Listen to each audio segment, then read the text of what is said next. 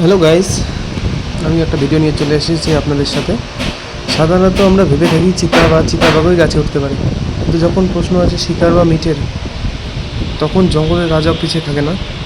আপনারা দেখতে পাচ্ছেন বাঘটি কীভাবে গাছে এক লাফে উঠে গেল। আর একবার এই দৃশ্যটি দেখুন, নিজের যে অসাধারণ শক্তি আর ক্ষুধার তাগিদে এই বাঘটি যেন মাধ্যাকর্ষণ শক্তিকেও চ্যালেঞ্জ ছুঁয়ে দিয়েছে। গাছের উচ্চতা কিংবা সরু ডাল কোনো কিছুই এর জেদ আটকাতে পারেনি। ভাই, মাংস সামনে আর তা বাঘের নাগালের বাইরে, এমনটা তো হতেই পারে না। বাঘটি একদম অদ্ভুত দৃশ্য, আর নামার স্টাইলটাও দেখবেন অতিরিক্ত সাবধানতা সহ নামছে বাঘটি। বাঘটির কৌশল আর অবিলম্বিত ইয়ে দেখে আমি তো অবাক। বাঘের এই অদ্ভুত কাণ্ড আপনার কেমন লাগলো অবশ্যই কমেন্ট করে জানাবেন।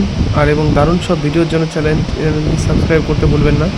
আর পাশে থাকা বেল আইকনটিও অবশ্যই প্রেস করে দেবেন।